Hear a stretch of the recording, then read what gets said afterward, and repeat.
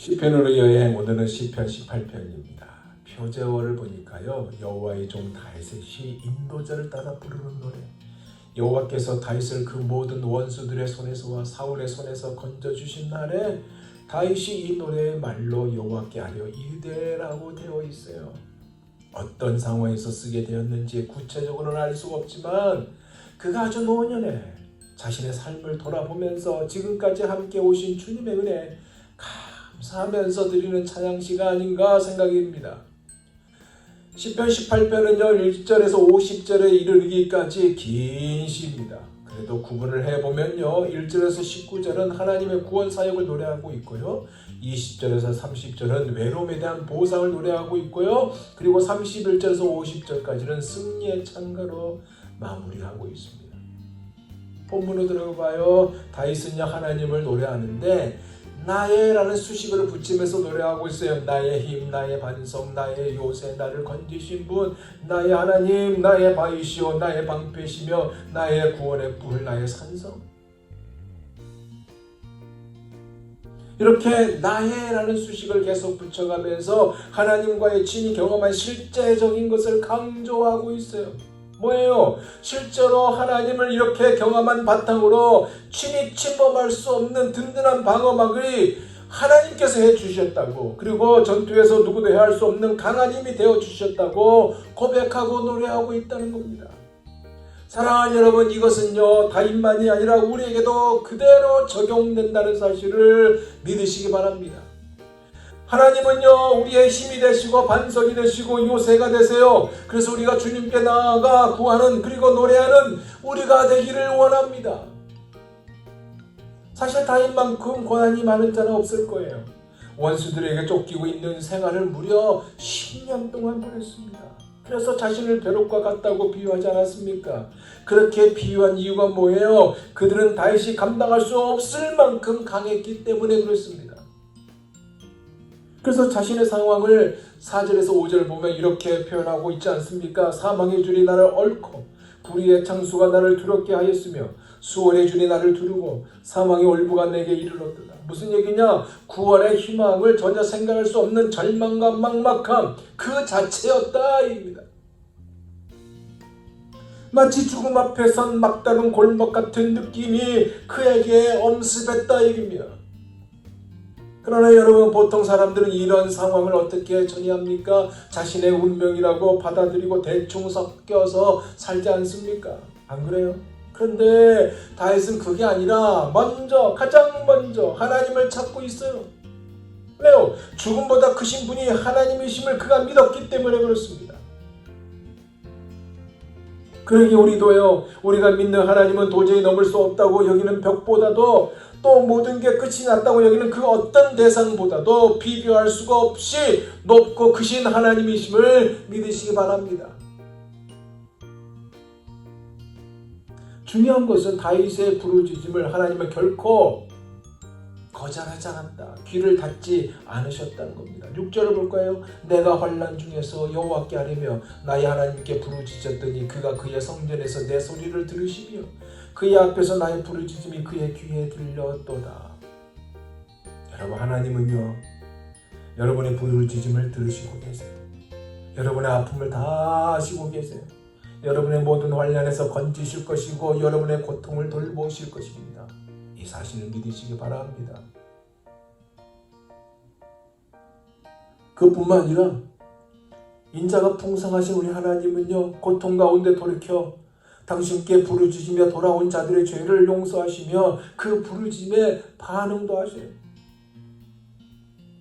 다윗의 부르짖음에 하나님의 반응이 7절에서 19절 아닙니까?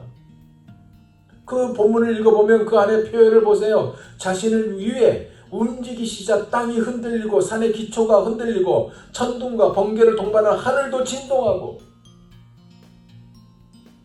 이렇게 반응하시고 마침내 원수들의 손에서 건져내셨다라고 하고 있어요.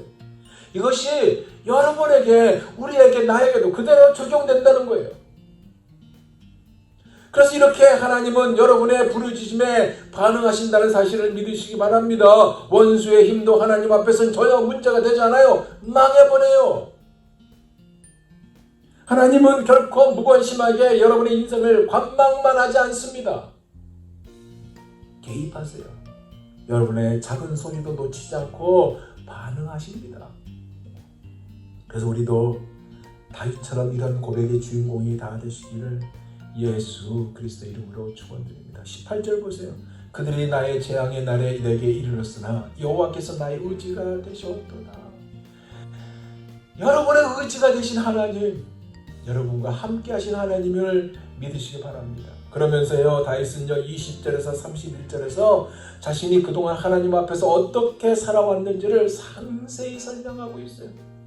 그것이 뭐라고 되어 있어요? 주님의 도를 지켰다, 주님을 떠난 적이 없다, 진실하게 고백하고 있는 것을 봅니다. 결국 이것은 무엇을 말하고 있는가 아십니까? 하나님을 진심으로 사랑하고 경외한 마음이 삶의 실천으로 드러난 것을 말한 거예요. 여기에서 가장 중요한 것이 있어요. 그게 뭐냐? 하나님은 그 마음을 보셨다는 거예요. 그리고 하셨다는 거예요. 그리고 보응해 주셨다는 겁니다. 주님의 자비하심과 완전하심과 깨끗함을, 또 주님의 등불되심과 방패되심을 경험하게 하셨다. 이와 같은 보상이 사랑하는 여러분에게도 풍성하게 임하기를 예수 그리스도 이름으로 축원드립니다. 이 보상을 경험한 다윗의 고백이 31절의 고백 아닙니까? 어떤 말씀이에요? 여호와 외에 누가 하나님이요? 우리 하나님 외에 누가 반석이냐? 할렐루야. 이 자리가 여러분의 자리가 되기를 원합니다. 어떤 상황에서도, 어떤 상황 중에라도 우리가 그리스도인이라는 이름을 잊지 않고요, 그 이름의 본문대로 살아감으로써 다윗과 같은 이 고백의 주인공이 되기를 원합니다. 근데 32절에서 40절을 보면요, 좀 더 구체적으로 자신을 하나님께서 어떻게 이끌어 주셨는지를 언급하고 있어요. 그 내용 안에 들여다보면요, 자신을 암사슴의 발처럼 튼튼하게 빠르게 하셨다, 강한 팔을 주셨다, 방패를 손에 들려주셨다, 강하게 붙들어 주셨다, 그리고 승리하게 하셨다라는 고백을 그가 하게 돼요. 뭐예요? 궁극적인 승리로 이끄신 주님의 손을 그가 놓치지 않고 붙잡았다. 우리도 이 모습이 되기를 원합니다.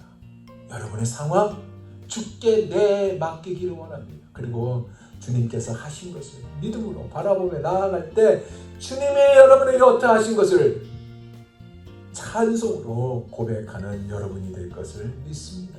이제 마무리합니다. 오늘 시편 18편. 근데 다윗은요, 감사 찬양으로 본시를 마무리하고 있어요. 43절에서 50절이 이 부분이에요. 어떻게 노래합니까? 승리를 이끄신 주님이 자신의 왕권을 더욱 높여주셨다고, 승승장구의 길을 걷게 하셨다고 마무리하고 있어요. 특히 50절에는 뭐라고 고백하냐면요, 여호와께서 그 왕에게 큰 구원을 주시며 기름 부음 받은 자에게 인자를 베푸시며 영원토록 다윗과 그 후손에게로다. 아멘. 후손. 여러분, 이 후손은 굉장히 중요한 단어입니다.